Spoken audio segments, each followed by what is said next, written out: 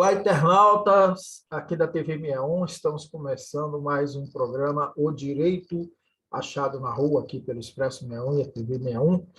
E hoje eu vou conversar aqui com o José Ribamar de Araújo e Silva. José Ribamar, ele é mestrando em Direitos Humanos e Cidadania pela Universidade de Brasília, UNB, e ele possui graduação em Filosofia e Teologia no Centro Universitário Assunção. Ele foi membro da Pastoral Carcerária, atuando no Carandiru, em São Paulo. Foi ouvidor de segurança pública do Sistema Penitenciário do Maranhão, coordenador do Fórum Nacional de Ouvidores de Polícia, o qual representou na primeira gestão do Conselho Nacional de Segurança Pública. Enfim, nós vamos conversar aqui com o Ribamar sobre segurança pública, mas também outro assunto que ele trata, que é feita a sua formação, a sua militância, que é a segurança alimentar e nutricional. Como vai você, Ribamar? Tudo bem? Tudo podia estar bem melhor no Brasil, mas haverá de ficar. É por isso que nós lutamos, né, João? Vai passar, né? Vai passar. Vai passar. Então, Ribamar, vamos começar. A gente sempre, com nossos entrevistados aqui no Direito Achado na Rua, a gente questiona sobre a sua inserção, né, no grupo de estudos do Direito Achado na Rua, da UNB, coordenado pelo professor José Geraldo. Como é que você está inserido nisso aí? Então, eu tive a felicidade de poder, a partir do ano 2019, esse momento simbolicamente em que o Brasil entrou num processo agudo de retrocessos políticos, sobretudo na área das políticas públicas governamentais, de ter essa oportunidade de participar do programa de mestrados da UNB e também atraído pela perspectiva de aprofundar os meus conhecimentos na área da segurança. Eu sempre costumo dizer que eu tenho um pé na segurança alimentar e nutricional e outro na segurança pública, e poder aprofundar esses temas no universo do debate conceitual e empírico, prático, não é? da concepção do direito que é construído coletivamente e que nasce dessa busca do direito achado na rua. Então, foi esse encontro que veio essa fome do saber, marco conceitual importante da busca do direito achado na rua. E aí, então, essa minha militância, diria até histórica, porque atravessou o século, né, em segurança alimentar e nutricional e em segurança pública, né, desde que eu ainda jovem, chegando em São Paulo, na formação seminarística, naquela época que a gente queria salvar o mundo, e a igreja, tive a oportunidade de participar de uma igreja militante, muito presente nas causas sociais, né, na Arquidiocese de São Paulo, sobre o pastoreio, no melhor sentido da palavra, de Dom Paulo Evaristo Arnes, que tinha ali uma perspectiva de luta pelos direitos humanos e fazia cumprir efetivamente os ensinos do Concílio Vaticano II de opção preferencial pelos pobres. Então, eu ali, acolhido pela Arquidiocese de São Paulo, né, o Dom Fernando Penteado, um bispo auxiliar de Dom Paulo, na região periférica da zona sul de São Paulo, eu tinha a opção, né, de fazer pastoral nas paróquias mais ricas daquele lugar, que ali naquela região estava Morumbi, Jardim América, mas eu ali, embebido por essa pastoreio, esse bom ensinamento de Dom Paulo, Dom Fernando, e de tantos que ali me formaram, eu optei por fazer a pastoral carcerária no Carandiru. E ali, então, já tive uma convivência com um universo de exclusão muito profundo. Eram 5.200 presos, já um dos maiores complexos penitenciários do mundo, e nós sempre entendemos a pastoral carcerária não só como um alento para as pessoas privadas de liberdade, mas também uma luta pelos direitos das pessoas privadas de liberdade. Era simbolicamente, em 1984, para quem tem fé, não é mero simbolismo, mas era o ano da Lei de Execuções Penais. Em 1984 se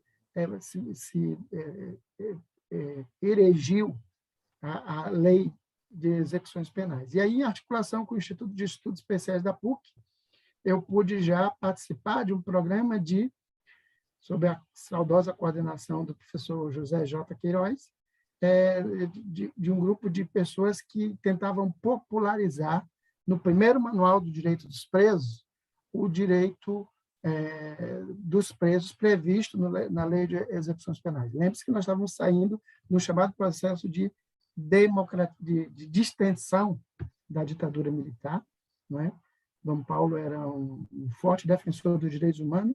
Se hoje em dia nós voltamos a ter uma forte criminalização da militância de direitos humanos, naquele tempo, então, toda a Arquidiocese de São Paulo e Dom Paulo e todos aqueles que seguiam esta busca eram fortemente criminalizados, não é? Não só tinha preconceito, mas uma verdadeira perseguição política, né? E nós enfrentamos isso com uma cartilha o primeiro Manual dos Direitos dos Presos, publicado pelo Instituto de Estudos Especiais da PUC. E ali dentro, nós vimos já erigir, não sob essa formulação, já em outros cantos do país, formulava o direito achado na rua o grande mestre, não é, Lira, não é? E com ele Zé Geraldo, nas suas buscas, inquietudes e formulações, e sem saber, estávamos lá sintonizados, tentando buscar o direito achado no cárcere, não é? O direito daqueles privados de todos os direitos.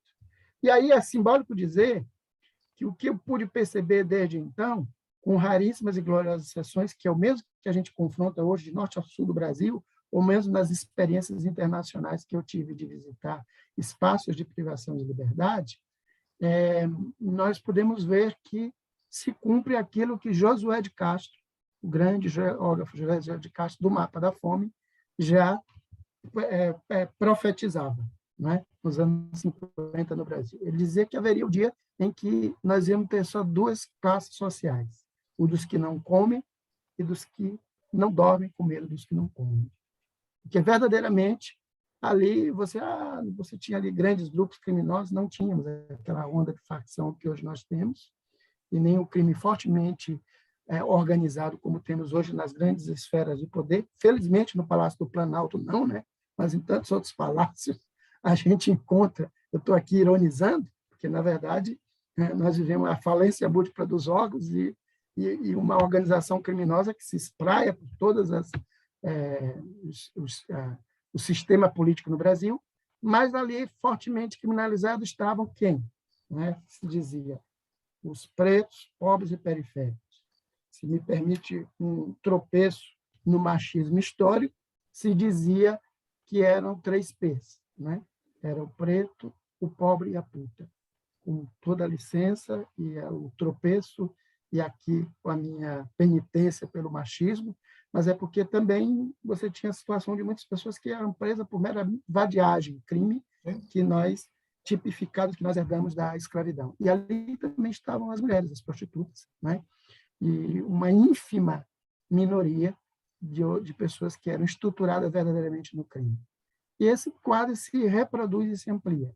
Passado todos esses anos, a gente pode perguntar o que melhorou. Infelizmente, o que a gente vê é piorar enormemente, complexificar esse quadro. Exatamente. Eu queria voltar só um pouquinho, eu quero fazer algumas perguntas sobre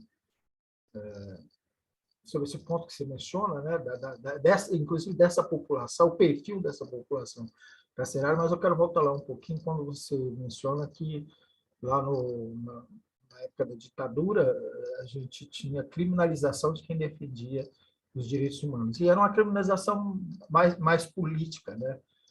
Hoje você tem uma narrativa de que quem defende direitos humanos defende bandido, né? Aí se você fala que está defendendo direitos humanos dentro da cadeia, do cárcere, isso mais amplifica, né, essa narrativa. Mas eu gosto de tocar nesse ponto, Ribamar, porque é preciso a gente explicar, porque a gente perde um pouco a narrativa, porque a gente não explica bem o que é a luta pelos direitos humanos, né? Que não é uma luta para defender qualquer pessoa que possa ter cometido um crime, é a luta para defender qualquer pessoa do arbítrio do Estado, da estrutura do Estado, incluindo no Estado os seus agentes, que são os policiais e, inclusive, os agentes carcerários. Né? Eu gosto de tocar nesse ponto porque a gente precisa, nessa luta pela narrativa, a gente precisa explicar isso para as pessoas. Né? Então, o nosso público, espero que esteja muita gente nos assistindo e que não tenha essa compreensão, passar a ter essa compreensão, que não é você defender um cidadão que comete um crime, mas é defender qualquer pessoa. Quando você está defendendo qualquer pessoa, você está defendendo todas as pessoas contra a estrutura opressora do Estado, né? de todo o seu arcabouço aí, seja jurídico, sua estrutura policial, carcerária. Então, só queria provocar um pouco nesse ponto. Mas eu queria, você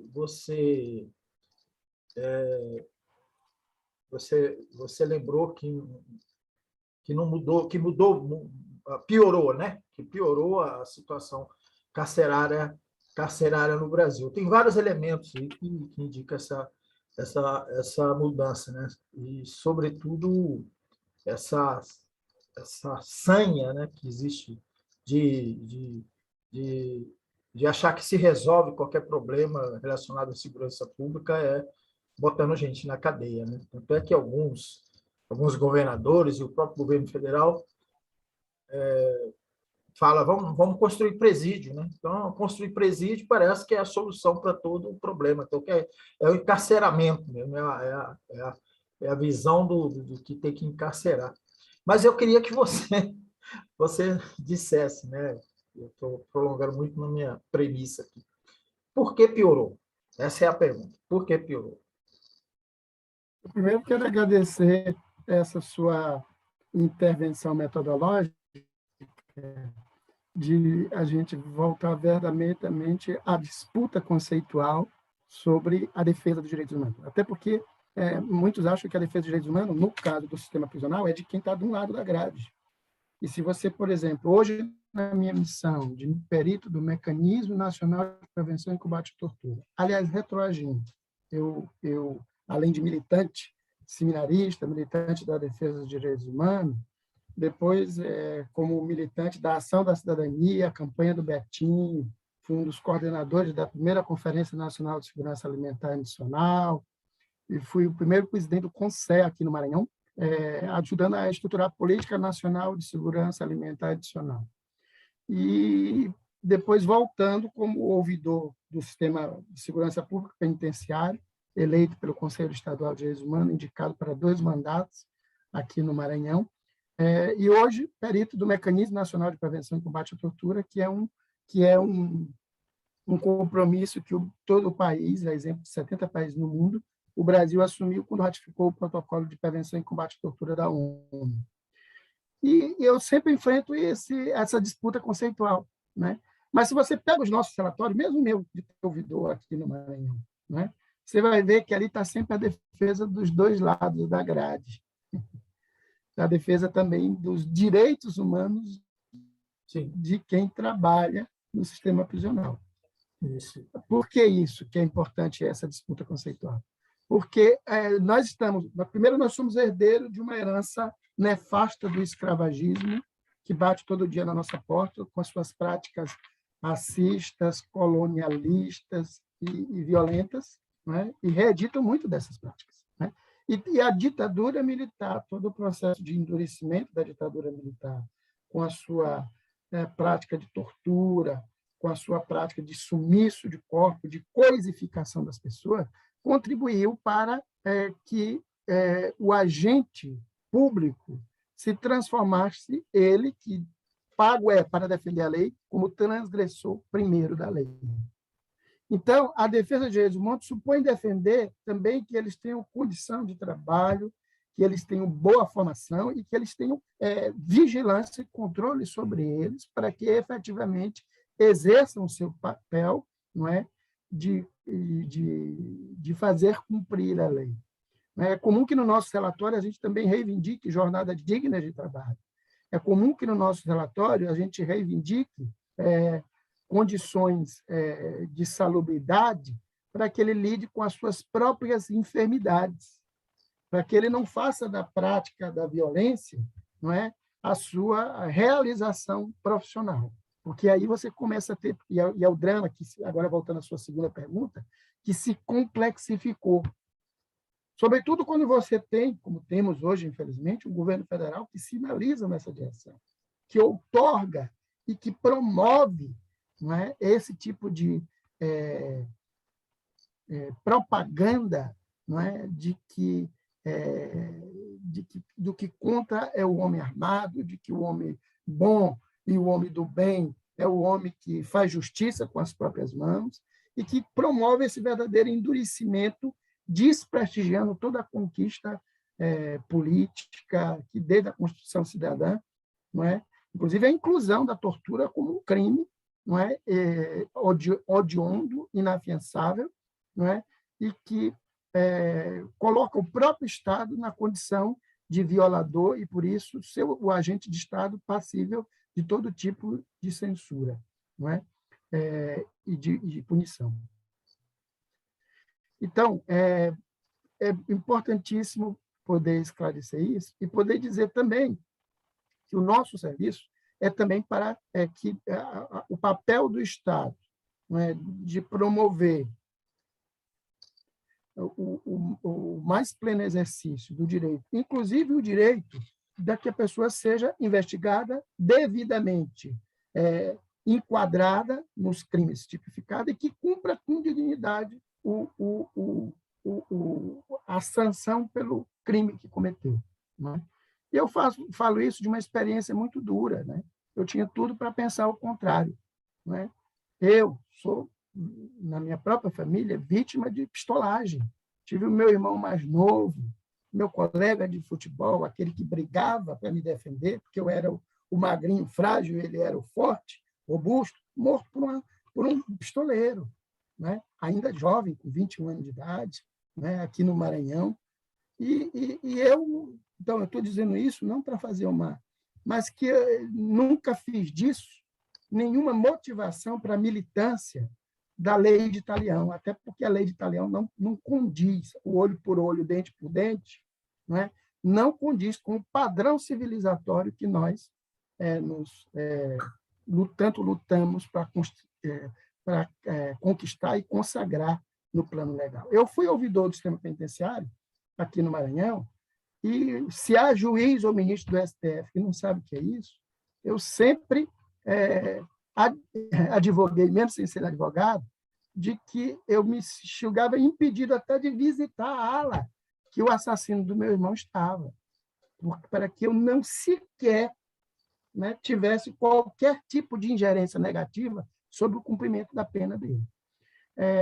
Agora, avançando para os meus estudos hoje de direito achado na rua, foi nesse universo que eu encontrei uma perspectiva também de aprofundamento do conhecimento, porque de tal sorte se banalizou a violação dos direitos humanos que um dos quadros que muito se complexificou dentro do sistema de privação de liberdade, e isso vale também para o sistema socioeducativo, foi a privação de direitos elementares, não só de ir e vir, que seria passível conforme a lei, mas até o direito de necessidades elementares, entre elas a de se alimentar. Daí o meu objeto de estudo. Meu objeto de estudo no direitos humanos é sobre esses novos fenômenos vetores do tratamento cruel, desumano, degradante e tortura. Por um lado, nós lutamos tanto para tirar, na campanha da cidadania, pelo Conselho, na luta pela inclusão tardia ainda do direito humano à alimentação adequada dentro do capítulo 6 da Constituição Federal, nós temos que lutar no dia a dia para vê-la cumprida. Porque, normalmente, o que se vê no sistema prisional socioeducativo ou em outras instituições de privação de liberdade, que aqui nós podemos falar de instituições de longa permanência, né? Então, também privados de liberdade por condições de idade, de saúde, hospitais psiquiátricos, comunidade terapêutica com os drogaditos, né? Com dependência de uso abusivo de álcool e droga. O que nós vemos? É que, às vezes, as pessoas não têm a alimentação em quantidade necessária, nem em qualidade necessária, nem na acessibilidade necessária. Exemplo concreto. Tudo hoje se diz que as rebeliões ou que é guerra de facção, assim como que um chavão. Dou-lhes um exemplo e convido a ler nossos relatórios. O Mecanismo Nacional fez uma inspeção no Compage, o presídio lá do Amazonas, em 2015, e saiu de lá dizendo que estavam dando condições muito perigosas para a rebelião que veio acontecer 2 anos depois, né? Aqui mesmo no Maranhão, a chacina do Complexo de Pedrinha. Se você pegar os meus relatórios enquanto ouvidor, eu não disse dia nem hora e nem fiz exercício de adivinhação, mas eu disse que estavam dadas as condições para a rebelião e o massacre que veio acontecer 2 anos depois. Você pode confrontar os relatórios de 2008 com o massacre de cortar cabeças em Pedrinha em 2010. Por quê? Aí vão dizer, não, foi guerra de facção, é uma forma simplificadora de ler o problema. Compage, Pedrinhas, entre outros níveis de violação, você tem até a privação da alimentação. Foi só por causa disso? Não, por causa disso. Nenhuma doença. A pandemia não mata só pelo vírus da Covid, ela mata pelas doenças oportunistas, as infecções, a falta de respiração, a insuficiência cardíaca que vem na pandemia. E, de igual forma, um dos fatores estressores em tudo isso é a privação do direito humano à alimentação. Exemplo concreto do Compage. Compage foi dito em 2015, nós voltamos lá em 2017, confirmando que o quadro pouco se alterou, como aqui em Pedrinha, pouco se alterou. Continuam pessoas privadas de alimentação, que é um fator estressor fundamental, não é? Que é a pessoa que, por razões econômicas, de conveniência da empresa terceirizada, com direito alimentar terceirizado, ela entrega, exemplo do Compage, o almoço e janta junto, para não gastar combustível. Só que ele fica mal acondicionado, então ele já recebe a alimentação de manhã de pouca qualidade, em pouca quantidade, e vai jantar uma alimentação azeda. Não é? E isso tudo constitui-se fatores estressores. O mais agravante disso é que, fazendo uma leitura macroeconômica e política da situação, se reforça e se comprova a ideia da seletividade penal. Todo mundo se escandalizou com aquela história do L. Coca, né, de 500 quilos de cocaína. Sabia que um dos motivos de maior prisão de pessoas no Brasil, como ao redor do mundo, é o tráfico ou a pertença ou ser usuário de drogas? E se você souber que as pessoas que traficavam 500 quilos de cocaína, se estão presos, não foi levado em consideração quem era o dono do avião ou de quem era o aeroporto de onde ele saiu, que essas pessoas não estão suficientemente punidas. Por acaso, 2 senadores, não me consta que eles tenham sido punidos, nem o dono do avião, nem o dono do aeroporto de onde saiu o avião. Senadores conhecidos da República. Detalhe, a empresa do senador Zezé Perrella, demos os nomes e provem o contrário, é o que eu quero, eu queria estar enganado. Se eu estiver enganado, muito do que eu vou falar aqui, se vocês me provarem que eu estou enganado, eu saio feliz, eu não saio triste, não. Eu queria estar enganado. Mas o que a gente vê em Minas Gerais, por exemplo, a família Perrella enricou vendendo alimento para o sistema prisional. Então, assim, a família Zezé Perrella só passa no sistema prisional para vender alimentação, para terceirizar e enricar vendendo alimentação. Por quê? Porque eles não são pretos de periferia. Porque o preto de periferia, né, preto como nós, se quer pode andar com guarda-chuva, porque ele pode ser confundido como alguém que está com uma metralhadora. Ou eu estou falando coisa que não acontece no Brasil. Eu queria estar enganado. Quanto de nós, com a nossa tez escura, ou mais escura que nós, com a nossa negritude, podemos trilhar nas periferias impunemente, ou mesmo um usuário de drogas que, pela força da nossa lei, 10.316, deveria ser tratado como usuário e ter um equipamento público da rede de atenção psicossocial para se tratar, não está sendo preso com 200 gramas de droga, seja lá de crack, lá na Cracolândia, como alguns advogam, né? Enquanto que os homens de meia tonelada de cocaína não me consta a punição que eles têm. E por que eu trago esse exemplo? Porque esse exemplo é flagrante. Esse exemplo é flagrante. Como esse exemplo, o meu Maranhão, estou farto de conhecer, né? Onde quem vai preso... Agora, a pauta do dia, o marco temporal. Indígenas, não é? Que a gente vê presos. Encontrei, visitei situações de indígenas presos por ter tido a sua terra, por ter resistido bravamente na sua terra de raiz e de origem. Não é? Em outras circunstâncias similares, o branco estaria protegido pela lei de legítima defesa, e o indígena não. O indígena tem, historicamente, a herança de ter sido invadido, de ter as suas mulheres, como as nossas matriarcas africanas, violadas, estupradas, né? E essa prática, infelizmente, é reproduzida no dia de hoje. Como é reproduzida, e como eu queria poder exibir, não vou conseguir exibir aqui, mas posso disponibilizar depois, a prática dos procedimentos, e aqui um detalhe, aqui uma chamada de atenção triste para nós. Visitando o Brasil, de Roraima até o Rio Grande do Sul, nos 4 cantos do Brasil, do Mato Grosso do Sul ao Rio Grande do Norte, diferentes bandeiras partidárias, que aqui está a contradição, né? E aí eu preciso dizer isso, a bem da verdade, né? No momento em que a maior liderança latino-americana e do Brasil se encontrava preso político, e todo mundo hoje reconhece isso, estados governados pelo mesmo partido do presidente Lula, nós estamos fazendo o presidente Lula, né? Exerciam no sistema prisional práticas que reeditavam as velhas senzalas nas novas celas. Peguem o nosso relatório e vejam o exemplo dos chamados procedimentos da Força Tática de Intervenção Penitenciária no Ceará, tão fortemente denunciada, vamos voltar a avaliar agora 30 de agosto. Né? Até o modus operandi de encaixar homem entre homem. Você pega um navio negreiro, me cobre, por favor, se tiver como publicar, eu queria que você publicasse junto dessa entrevista. Você pega o navio negreiro, como as pessoas eram coisificadas, homens e mulheres, atravessavam o oceano, encaixados uns nos outros, não é?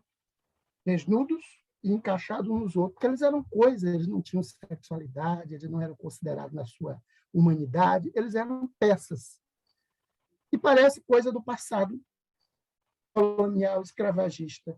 Se você chegasse, como eu cheguei, em março de 2019, num presídio do Ceará, coisa que nós vamos avaliar agora, 30 de agosto, de novo, saber o que mudou, você ia encontrar homens da mesma posição, porque a Força Tática de Intervenção Penitenciária, denúncia já feita a todos os 4 cantos do Brasil, para minimizar os espaços em que as pessoas eram acumuladas em cubículo de 3x3, como que nos tumbeiros dos navios negreiros, elas eram encaixadas do mesmíssimo jeito. As fotos provam isso, e no nosso relatório a gente faz o confronto. Ou seja, a nossa missão hoje é desmistificar e complexificar. Óbvio que eles virão aqui e poderão te dar a versão deles, dizendo, não, é porque são facção criminosa, rivais, é porque nós estamos prendendo um que não pode ficar na mesma cela do outro, então a gente vai botar numa cela que cabe 10, a gente vai botar 30. E aí não tem colchão para os 30, a comida que chega, a água. Qual era um dos navios, um dos problemas que os nossos ancestrais negros enfrentavam no navio negreiro. Era que eles estavam embarcados, mas eles às vezes tinham que beber urina, porque eles não tinham direito de beber água. Eu vi coisa similar em 2019, porque numa cela de 30 pessoas, a água era liberada por minutos, digamos, 10 minutos de água racionada para 30 pessoas. As mesmas pessoas tinham que receber a água do mesmo cano, e esse cano era água para beber e para banhar, e eles tinham ainda que acumular, então eles tinham que decidir, os 30 homens que ali estavam, nos 30 minutos de água racionada, se eles banhavam, ou se eles bebiam, ou se eles acumulavam para beber durante a noite. Outra coisa também, que é muito comum, é pessoas como eu. E aí eu falo de própria experiência, eu sou diabético. Se eu passo da hora de comer, eu entro em colapso. Imaginem homens diabéticos que tomam a última refeição do dia às 19 horas da noite e só vão se alimentar no dia seguinte, na hora que o carcereiro resolver servir o alimento. Se é café às 7 ou se é às 8. Eles passam 12 horas, não é, de intervalo de alimentação. Eles entram em hipoglicemia. E nós vimos o absurdo, no Ceará também, podemos falar de outro estado, mas aqui vem fresco a memória do Ceará, que nós estamos revisitando o relatório para o monitoramento agora dia 30, e para não dizer que falei de um partido ou de outro, ou que eu estou fazendo campanha para um partido ou para outro, é o PT que administra o Ceará, e lá no Ceará, né, tinha pessoas que entravam em hipoglicemia e que recebiam uma carga suplementar de insulina, mas não recebiam um prato de refeição para a ceia noturna. Então, e isso é um objeto de estudo. Mas o que isso tem a ver com o direito achado na rua? Porque isso é objeto do meu estudo no mestrado. É porque nós tivemos uma grande luta com o meu pé que eu tenho na segurança alimentar e nutricional, modestamente nos segmentos de Betim, da Ação da Cidadania e da Caritas, com a qual eu trabalhei aqui no Maranhão e que representei no CONSEA, né, durante um tempo, na luta da Ação da Cidadania. Nós lutamos para que as pessoas tivessem direito à alimentação e que esse direito à alimentação tivesse não só na LEP, na Lei de Execuções Penais de 1984, mas na Constituição Federal. Reabrimos a Constituição para fazer o mais legítimo, reforma constitucional, que foi incluir o mais elementar dos direitos, o direito humano de se alimentar. Como se diz aqui para o lado da roça, que saco vazio não se põe em pé. Como é que se vai pleitear os demais direitos se o direito humano à alimentação adequada não está garantido? E tudo isso para dizer que encontrei nisso o foco para o aprofundamento do conceito de direito achado na rua, na perspectiva conceitual de que ele é um direito iminente do ser humano, garantido no ordenamento legal e que nós temos que disputar no dia a dia, na rua, não é? No cárcere. Por isso a gente pode falar de um direito achado no cárcere, né? Que é o direito de que a pessoa é privada de liberdade, mas ela não pode ser privada do mais elementar do direito, que é o direito humano de se alimentar, por exemplo. Exatamente. Mas foi bom você tocar, né, no partido, né, no Partido dos Trabalhadores, porque, na minha concepção, Ribamar, a gente tem, né, nós que temos pensamento de esquerda, progressista, né, a gente espera que governos de partidos progressistas dê exemplo, né? Dê exemplo em uma série de coisas, né? Então, vamos pegar o próprio estado do Maranhão, né? Que você vê o governador que não está mais no PCdoB, está em outro partido, mas em outro partido de esquerda, cometendo erros, né, absurdos, né, na condução de algumas questões, né? Por exemplo, tratamento com quilombolas, né, e a própria polícia, né? Enfim. Mas é bom isso, a gente tem que fazer essa crítica, né? Tem que fazer essa crítica, é importante. Mas, Ribamar, eu queria... A gente está cansado de saber disso, né? A gente sabe que a maior população carcerária é a população negra e pobre, né? A gente sabe que essa herança escravocrata nossa, ela permitiu isso, né? Vem permitindo isso. Você já Você já abordou muito bem aí na sua fala. Mas eu queria que você aprofundasse mais um pouco nisso, nesse perfil dessa população carcerária, né? Quem é essa população carcerária? Então, aqui outro recorte importante, que mais vulnerável dentro do sistema prisional estão quanto mais as pessoas se aproximam da periferia. Por isso a gente diz assim, o direito achado na rua também é um direito insurgente aqueles que são excluídos dos mais elementares dos direitos, né? E por isso podemos falar também da situação, por exemplo, das mulheres ou da população LGBTQI+, que agora nós estamos fazendo uma inspeção temática sobre isso. Quer dizer, se o espaço de privação de liberdade é um microcosmo, e ele reedita aquela lógica da microfísica do poder, que quem tem menos, como é que ele tem mais, chora menos, né? Então, ela reproduz um sistema de dominação que faz, quanto mais vulneráveis as pessoas são no mundo cá fora, mais vulnerável elas ficam dentro do sistema prisional. E aí, nós tivemos a oportunidade também de ver, por exemplo, a forma como que se submetem no interior do sistema prisional as diversas organizações criminosas. E é preciso saber que a organização criminosa que chega no sistema prisional, em geral, é a periferia da organização criminosa. Tem muita gente festejando que prendeu o chefe da quadrilha, ou que prendeu o capo da organização, mas, infelizmente, muitas vezes a gente está, em nome de prestar serviço ao cidadão de bem, o chamado cidadão de bem está sendo violado, até mesmo o conceito, por um protecionismo que a sociedade exerce em torno das grandes elites econômicas, políticas, e não por acaso essas elites têm as suas raízes, não só as suas raízes históricas, mas os seus vínculos históricos preservados com os piores níveis de organização criminosa. Se nos tempos anteriores era a oligarquia, as oligarquias, o latifúndio, da pistolagem, hoje você fala de prisão das organizações criminosas, das facções do PCC, do Comando Vermelho, não nos iludamos, elas existem, elas são fortes, elas são internacionais, mas a gente raramente chega ao braço político dela. E aqui é preciso que alguém diga, e se precisar, a gente empresta a pouca coragem que tem.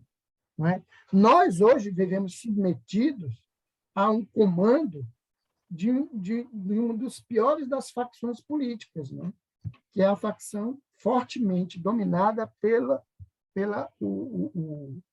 militarismo, no que ele existe de pior, herdado da ditadura militar, não é? Porque nós não vivemos aqui no Brasil a experiência que outros países, como o vizinho, a Argentina, nos ensina da chamada justiça de transição. O esforço que nós fizemos, e eu modestamente, né, ainda era um jovem, participei do esforço de Dom Paulo, né, de Dom Paulo Evaristo Arnes, também aqui de Dom Paulo Pontes, do Maranhão, mas estou falando agora de Dom Paulo Evaristo Arnes, de catalogação, responsabilização e documentação de pedidos de reparação de pessoas sumidas, punidas, torturadas durante a ditadura militar, no projeto que depois virou um livro chamado Brasil Nunca Mais. O que foi que não houve no livro Brasil Nunca Mais? Aquilo que a Argentina fez. Eu tive a experiência, entre outras andanças, né, de estar na Argentina. E lá me possibilitou um amigo que era do Subcomitê de Prevenção e Combate à Tortura da ONU, meu abraço aqui por Henrique Fon, que deverá nos assistir, a conhecer a ERMA, a Escola das Armadas. Era uma escola da Marinha, lá na Argentina, Buenos Aires.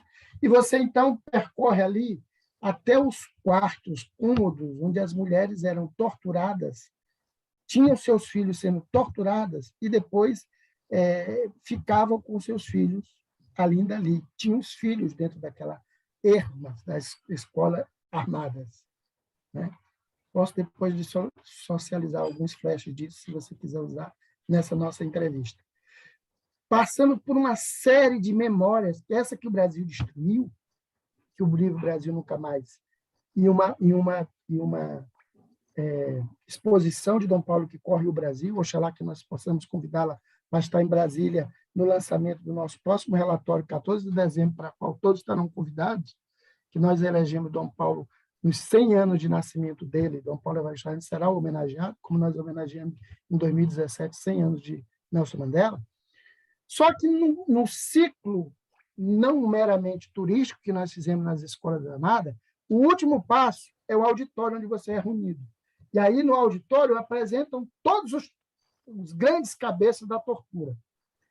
Os fleuris de lá, os... Ustra, eu estava buscando esse nome, equipe sintonizada.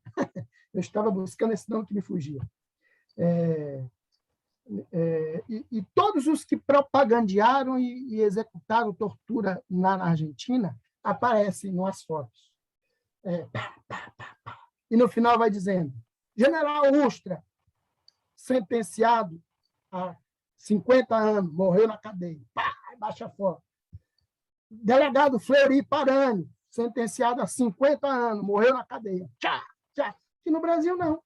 Aqui no Brasil, nós temos presidente da República exaltando esse tipo de gente. E por que nós temos presidente da República exaltando esse tipo de gente? É porque o próprio presidente da República não foi punido. Porque a punidade que chega para quem, na periferia, não é, chama um general de bandido, por mais honesto que ele seja, esse morre na cadeia. Mas um deputado federal, hoje presidente da República, que exalta, numa cerimônia de impeachment, sob os olhos de todo mundo, a figura do torturador, ele sequer foi investigado. Então, o que é a semente da violência presente no Brasil? O que é a raiz da milícia presente no Brasil? O que é a raiz da pistolagem presente no meu Maranhão? É a impunidade.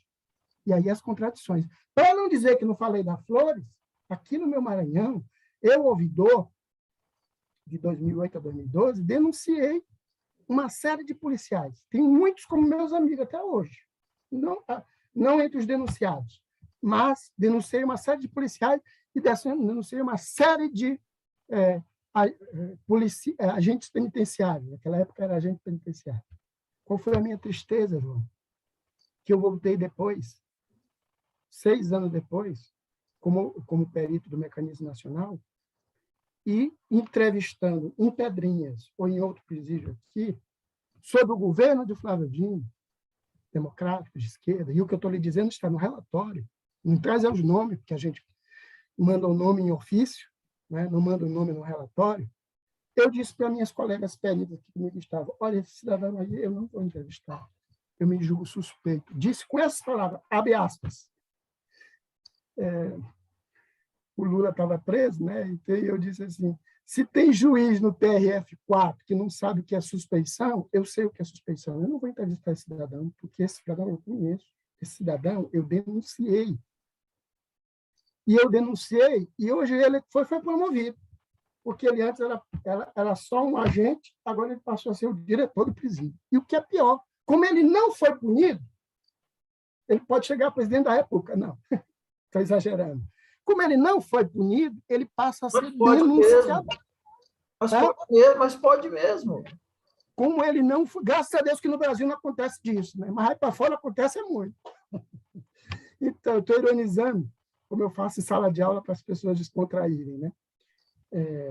Mas não é fazer piada com... Mas eu consigo compreender com muita proximidade o que você está dizendo, porque na minha carreira como jornalista, eu denunciei muito policial, juiz que atitudes arbitrárias, né? delegados que forjavam, plantavam armas, drogas, enfim, fizemos muita denúncia e o corporativismo, né, e a ligação política que esses bandidos, né, têm Eu, com o eu mundo. costumo dizer, perdão, Não, sim, é isso. Então, eu consigo compreender a sua revolta aí, né, a sua indignação, porque a gente fez muito isso e não eu teve costumo solução. dizer que, que a tristeza de um ouvidor que é quando ele denuncia um tenente e ele vai monitorar o cumprimento das denúncias que ele fez, e quando ele vai ver, ele já é tenente-coronel.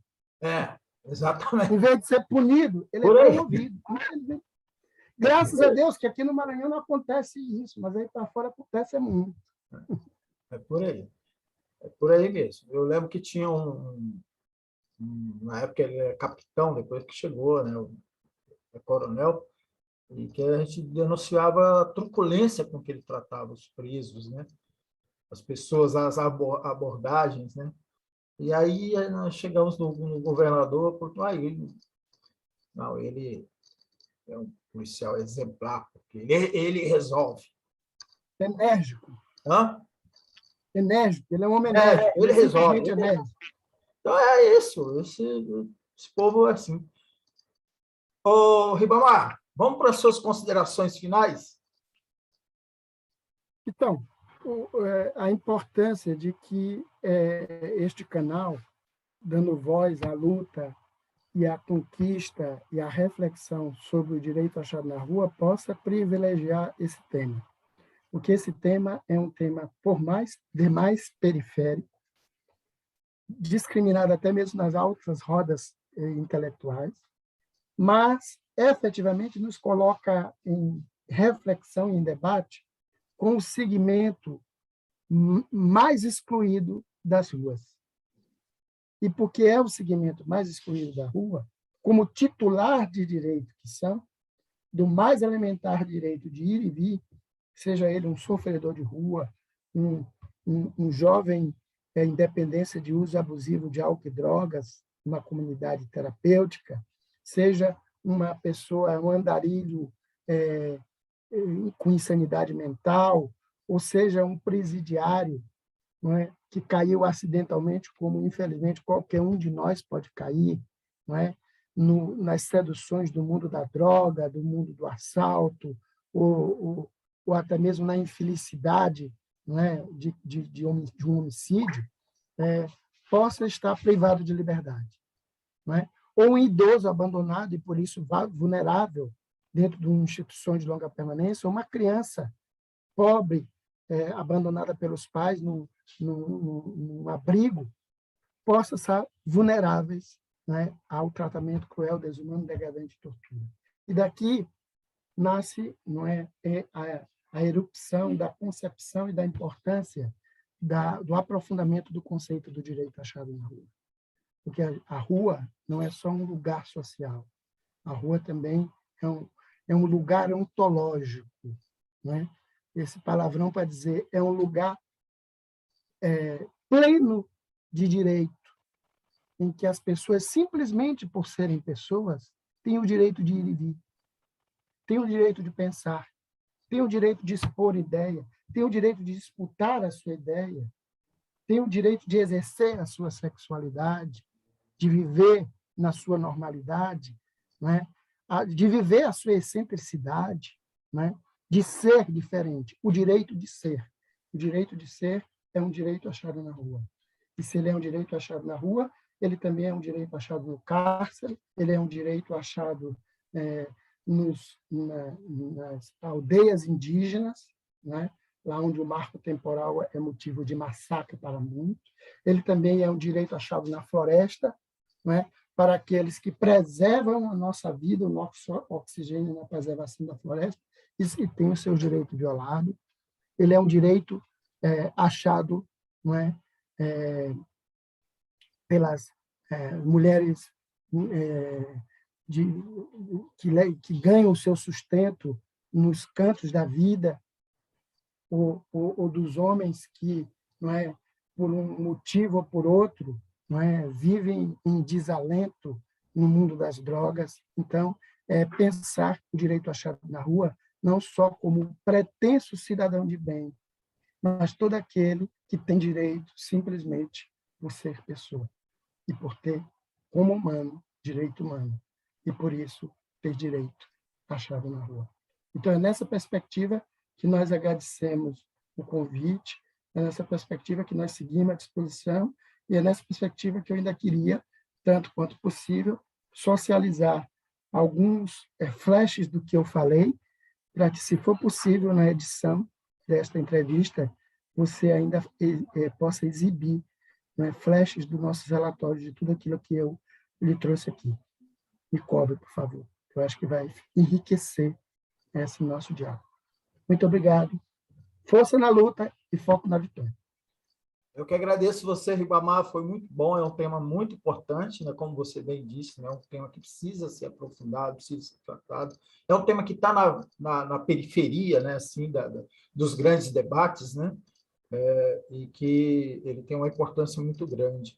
E eu quero convidar você para a gente, em outro momento, voltar, especialmente você informou aí que vocês vão fazer uma avaliação de alguns relatórios, né, do caso do Ceará tal, e outros, e quando tiver o resultado, ou estiver próximo disso, a gente pode voltar aqui na TV 61 para você falar mais sobre isso aí.